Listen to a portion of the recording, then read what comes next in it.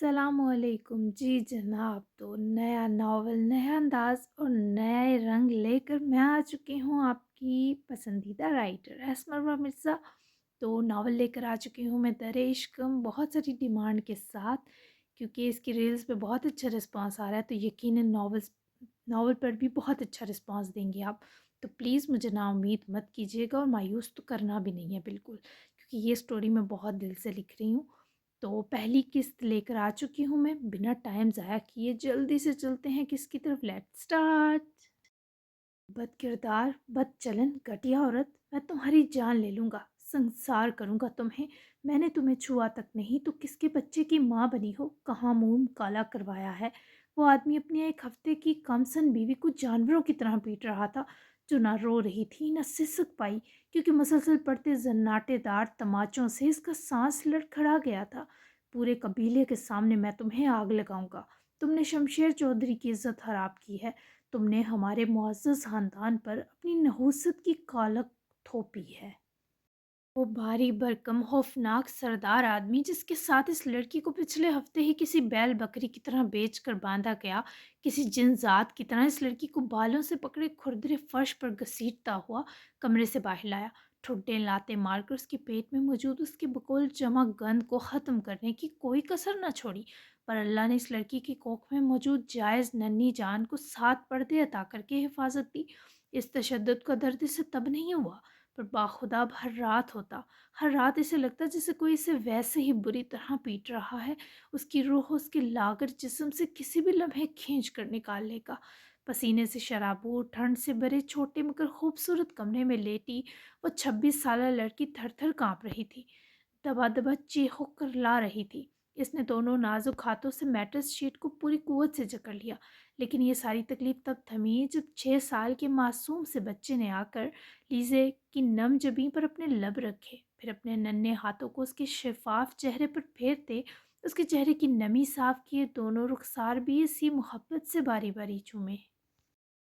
वो महज़ 19 साल की उम्र में उसकी माँ बनी थी, लेकिन इसी 19 साल की उम्र में ही लीज़े नूर मर भी गई थी। एकदम लीज़े की आंखें खुलीं तो लीज़े का हौसला उसके पास था। उठते ही वो बारान को किसी मताए जहाँ की तरह खुद से लिपटाए उठाकर अपनी गोद में बिठाए सीने से लगा गई, क्योंकि वो उसके लिए अपनी जान से भी प्यारा था।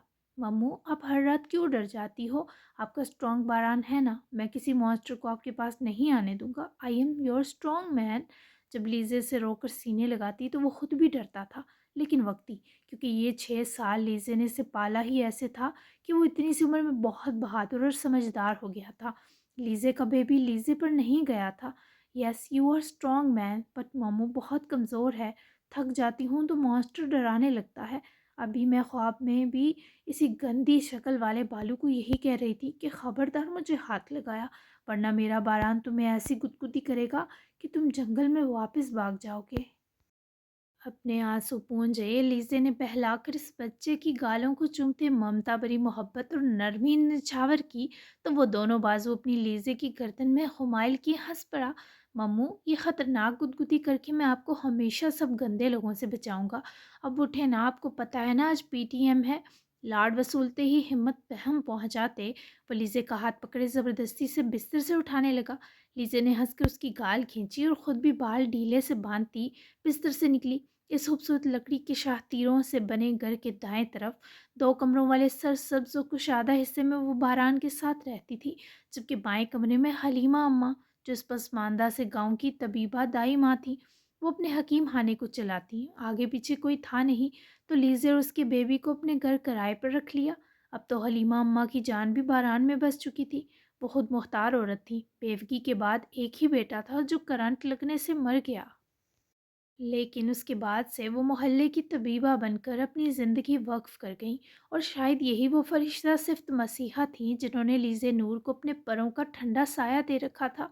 वो बदकिरदार नहीं थी, ना बद चलन थी, वो बस एक भूल कर बैठी थी, और अल्लाह ने उसकी भूल माफ़ कर दी, तभी तो अपनी प्यारी बंदी खलीमा के पास पहुंचा दिया। पर आह, लोग माफ़ नहीं करते। अगर लीज़े इस औरत के पैर भी धोकर पीती तब भी कम था। नाश्ता आज भी तीनों ने इकट्ठा करना था। तभी लीज़े खुद भी फ्रेश हुई और अपने बेबी को भी स्कूल के लिए रेडी किया। बारान को शहर के सबसे महंगे स्कूल में दाखिल करवाया था उसने। اور اس کے لیے وہ ایک کپڑے کی فیکٹری میں مارکیٹنگ مینیجر کی جاب کر رہی تھی۔ اس فیکٹری کی اونر بھی ایک سنگل پیرنٹ تھی، تبھی لیزے کو وہاں کا ماحول راز تھا۔ میرا بچہ، میرا کاکا بڑا سونا لگ رہا ہے، ادھر آ دائی ماں سے نظر اتروا لے ورنہ کوجی چڑیلیں پیچھے پڑ جائیں گی۔ میرا لال، میری جند جان، میرا نکاح ارشد۔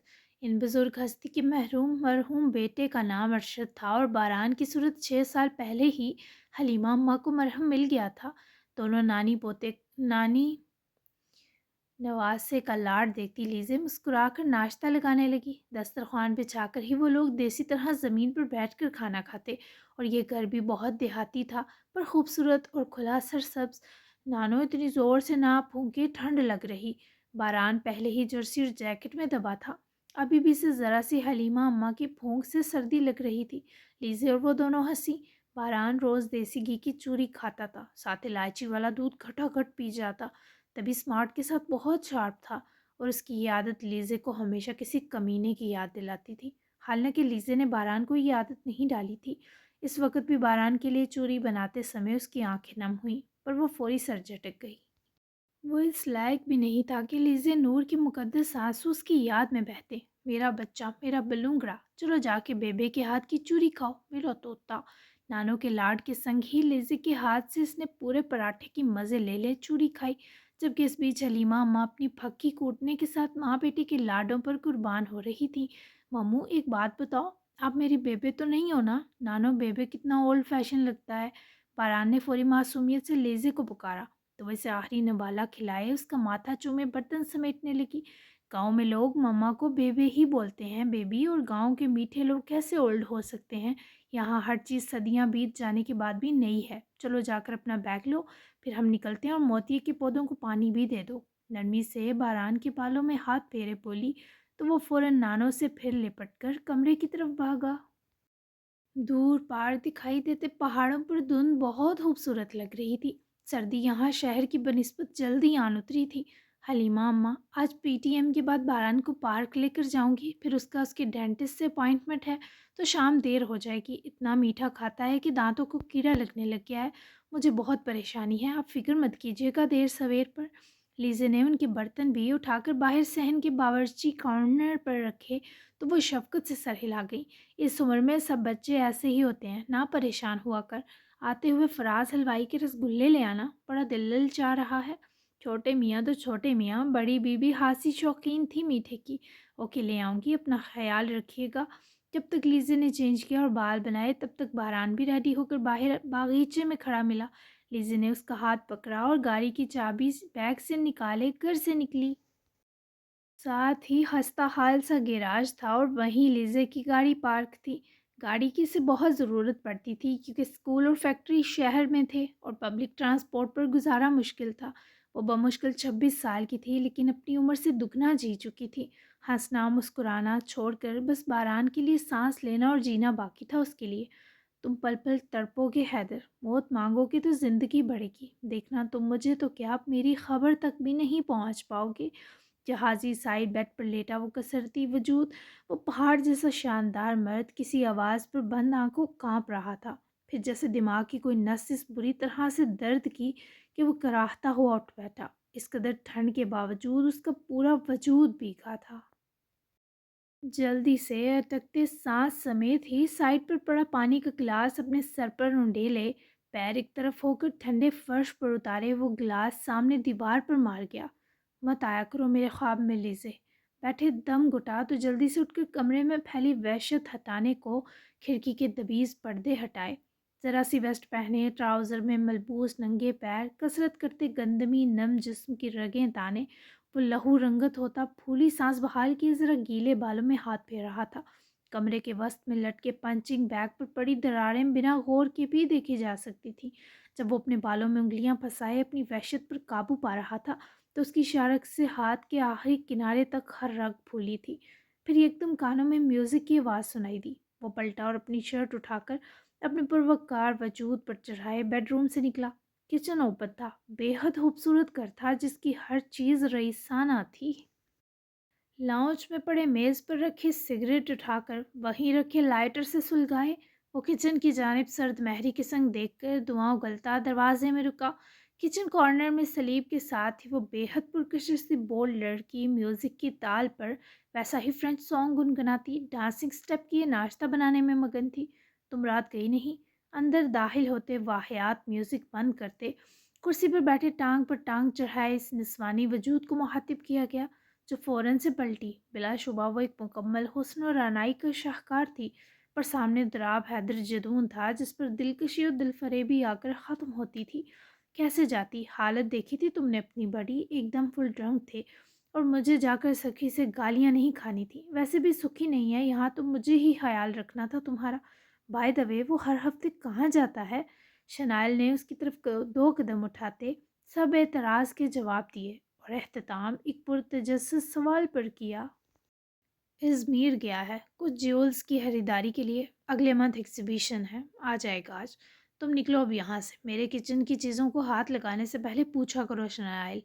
تو آپ اپنے منہ سے مسلسل دعا نکالے وہیں کچن سٹنگ ایریا میں رکھی میز پر پڑا نیوز پیپر دیکھتے بولا، جس پر شنائل چائے کی کیتلی کے نیچے جلی آگ بجھائے قریب آن رکی۔ بلیک جرسی سٹف شرٹ کی ہمراہ سلم فٹ جینس پہنے، بال کھولے وہ ایک قاتل حسینہ سے کم نہ لگ رہی تھی۔ نہ تمہیں ہاتھ لگاؤں نہ تمہاری کسی چیز کو، پھر مجھے اپنی زندگی میں آخر رکھا کس حیثیت سے ہے تم نے؟ شنائل کے لہجے سے آتی بغاوت و اہانت کی بو پر مقابل کے ماتھے کی رگیں تنی۔ ایک پپٹ جیسے ایک بیبی کسی فیورٹ ٹوائے کو دیکھ کر کچھ دیر رونا بھول جائے۔ تو راب حیدر کے شفاق سے جواب پر شنائل دگنا سنگ دل مسکرائی، وہ بھی ڈیٹ بنا مسکرایا۔ دنیا کی نظر میں بدنام ہوں، فرق نہیں پڑتا، لیکن جب تم طوائف ثابت کرتے ہو تو دکھتا ہے۔ یہاں کچھ شنائل کی ایسی باتیں وہ مغرور ایک کان سے سنے دوسرے سے اگلتا تھا۔ وہ اپنا دل پیٹ گئی، پر مقابل کو پرواہ نہ تھی۔ تم موقع ہی نہ دیا کرو، ایک دن میرے بلانے پر انکار کر کے دیکھو۔ دوبارہ تمہیں بلا گیا تو میرا نام دراب حیدر جدون نہیں، پر عزت نفس جن کی مر جائے انہیں ایسے رکھ رکھاؤ نہیں آتے، لائک یو بیبی۔ اب نکلو پلیز، مجھے اپنا بریک فاسٹ خود بنانا آتا ہے۔ وہ نیوز پیپر میز پر پٹھا گیا، کیونکہ مطلب کی خبر نہیں تھی، جبکہ شنائل ویسے ہی کھڑی سے غصے سے دیکھنے لگی۔ جانتی ہوں نہیں بلاؤ گے، سالہ دل گدی پر آئے تو پری کیا چیز ہے، میرے ساتھ بھی وہی ہوا۔ اس شہر کا بڑے سے بڑا میرزادہ شنائل شمدی کے پیر دھو کر پینے کو تیار ہے، پر میں تمہاری ان اکھڑتی سانسوں کا سوچ کر ہمیشہ ذلیل ہونے آ جاتی ہوں۔ کیوں؟ تم نہ جاننا چاہتے ہو نہ مجھے بتانا ہے۔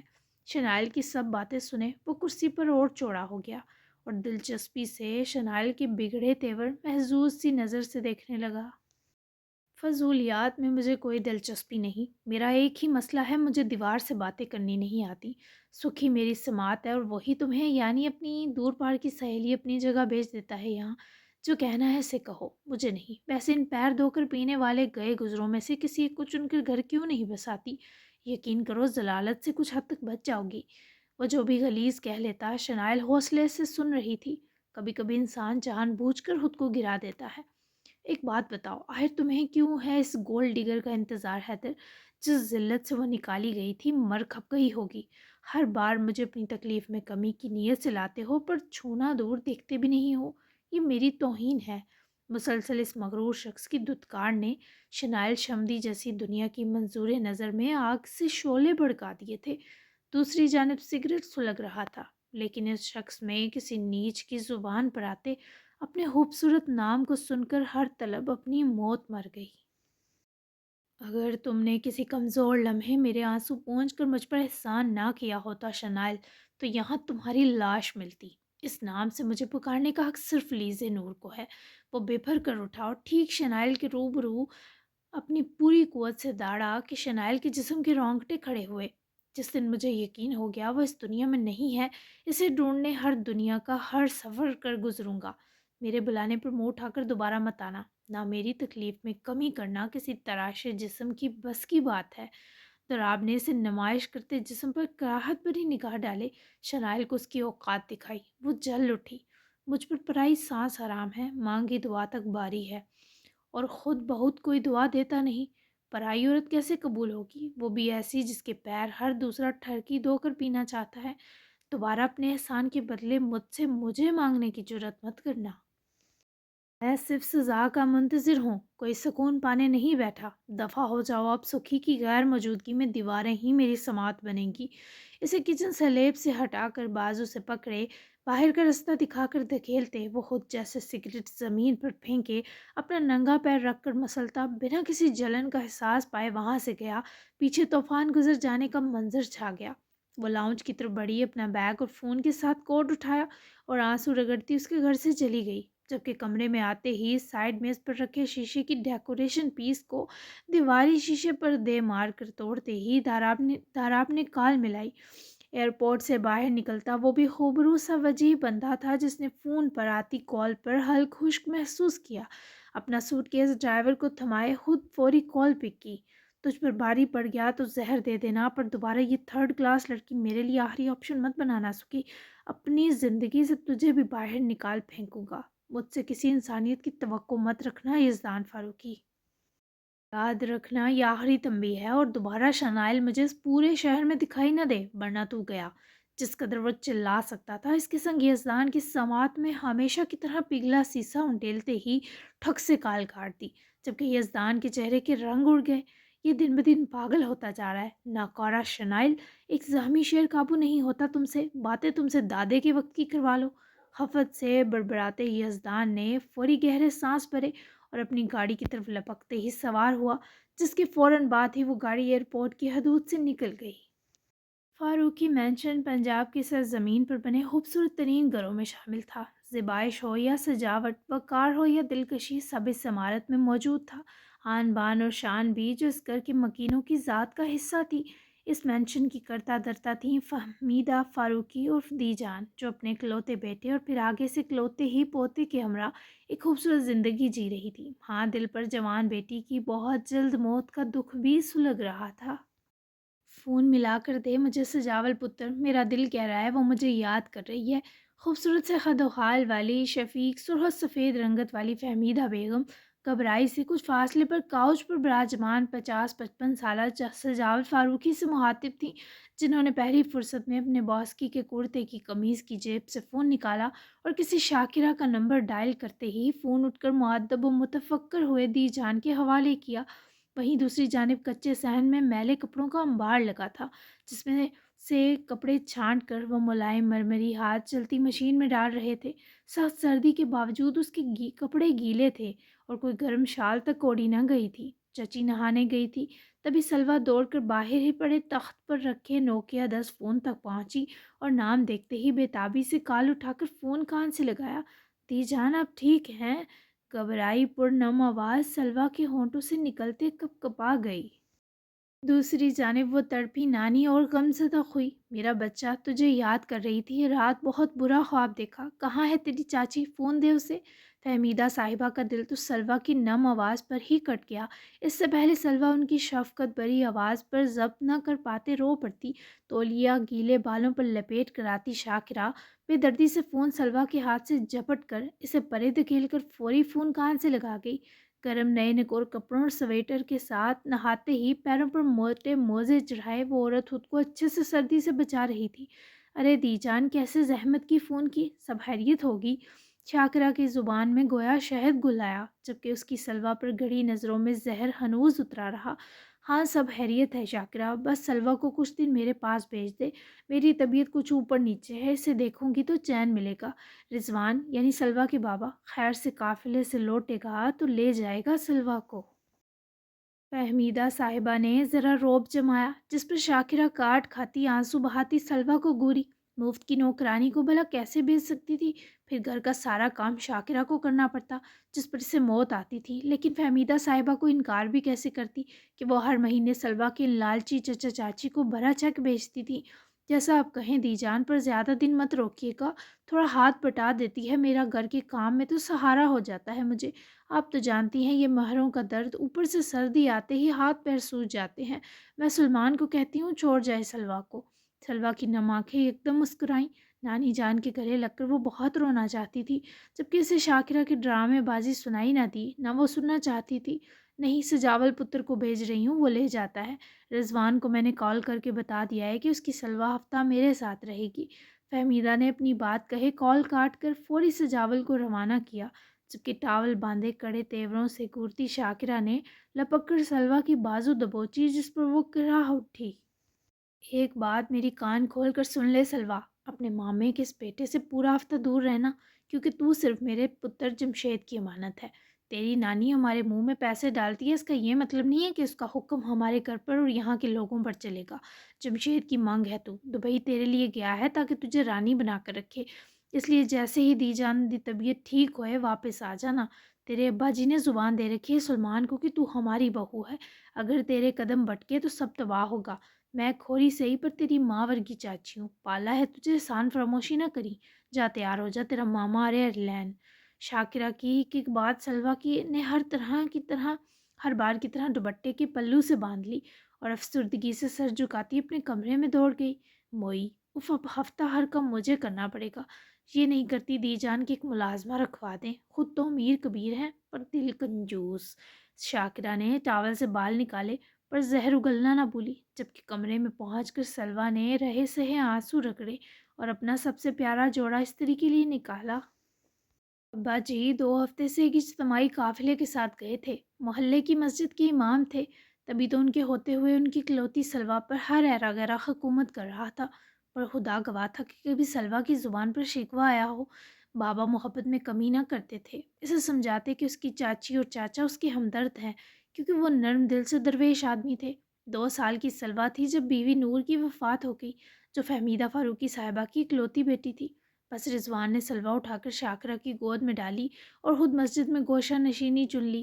شاکرہ کو ویسے تو سلوا میں ذرا دلچسپی نہ تھی، پر رضوان صاحب نے کئی ایکڑ زمین جو انہیں سلوا کی ماں کی طرف سے ملی وہ سلوا کے نام کر رکھی تھی۔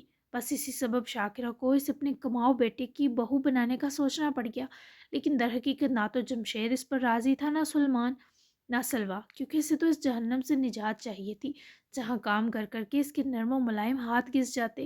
ڈور ڈنگر کی طرح شاکرہ اسے صبح سے دن تک کام لگائے رکھتی۔ رضوان گھر ہی نہ رہے تھے کہ سلوا کے ساتھ ہوئے ظلم دیکھ پاتے، نہ ان کی صابر شاکر سلوا نے کبھی اف کی، لیکن فہمیدہ جب بھی سلوا سے ملتی ان کا دل دکھ جاتا، پر آج تک سلوا نے ان سے بھی کبھی کسی کی شکایت نہ کی۔ گہرے نیلے اور ہری کڑھائی والے جوڑے میں سلوا خود کو دیکھ کر پھیکا سا مسکرائی۔ وہ بہت خوبصورت تھی، اس پورے محلے کی سب سے حسین کڑی۔ یہی زندگی ہے تمہاری سلوا، یہی جہنم تمہارا نصیب ہے، اداس مت ہو۔ اپنی آنکھوں میں امٹتے آنسوؤں کو رگڑے وہ تیار ہونے لگی۔ ویسے تو اسے کسی سنگار کی ضرورت نہ تھی، پر جھمکے پہننا اور لپسٹک لگانا اسے بہت پسند تھا۔ سجاول فاروقی کے آنے تک وہ تیار ہو گئی۔ شاکرہ یکدم ہی خوش آمدی بن جاتی، یوں سلوا سے لپٹتی جیسے 100 ماؤں کی محبت اس میں آ گئی ہو، اور سلوا دل ہی دل میں یہ سوچ کر ہنس دیتی کہ وہ کتنی عجیب زندگی جی رہی ہے، میرا بچہ ٹھیک ہے۔ وہ ہنستا حال محلہ تھا، تبھی سجاول نے گاڑی کچھ دور کھڑی کی، جہاں تک جانے میں 5 منٹ لگے۔ گاڑی تک پہنچے، سجاول نے چادر میں چھپی سلوا کے سر پر ہاتھ رکھا ہی کہ وہ ان کے سینے میں چھپ گئی۔ ماموں کی جان گھبرا گئی تھی، دی جان بھی بہت یاد کر رہی ہیں تجھے، میرا بچہ روتے تھوڑا ہے، میری ہر گوشت نہیں، آجا تجھے گول گپے کھلاتا ہوں پہلے، تاکہ تھوڑی انرجی لوٹے میرے بچونگڑے میں، تو ہماری نکی نور ہے، تیری اداسی ہمارے کلیجے پھاڑ سکتی ہے پتری۔ ماموں کے گلے لگانے پر سلوا نے بہت مشکل سے آنسو سنبھالے۔ جب سامنے ہوئی تو اس کی گالیں گلابی اور آنکھیں سرخ دیکھے۔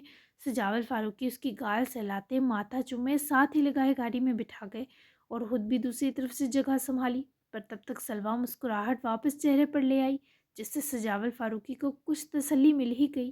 جاری ہے، نوٹ پڑھ لیں۔ جی جناب، نیا ناول، نئی کہانی، نیا انداز، نیا سفر، امید ہے شروعات نے آپ کو باندھ لیا ہوگا۔ یہ ناول زیادہ لانگ نہیں ہے، تو آپ کا پروفیشن، اس کی فیملی اور باقی ڈیٹیل اگلی ایپی میں۔ ابھی چونکہ پہلی قسط تھی تو کچھ چیزیں سمجھ آئی ہوں گی اور کچھ سر سے گزر گئی ہوں گی، پر فکر ناٹ، ٹیک حوصلہ، یہ ناول کچھ خاص ہے کیونکہ اس میں صرف 2 کپلس ہیں اور ساری توجہ انہیں پر ہوگی۔ تو آج کی اس پہلی قسط میں کیا اچھا لگا ضرور بتائیں، کس کا کردار آپ کا پسندیدہ ہوگا، کوئی آئیڈیا؟ اور چینل سبسکرائب ضرور کریں۔ ملتے ہیں دوسری قسط میں، تب تک کے لیے اللہ حافظ۔ اچھے اچھے ریویوز کرنا مت بھولیے گا اور اچھا سا رسپانس بھی دیجیے گا تاکہ میرا حوصلہ بڑھے۔ اللہ حافظ۔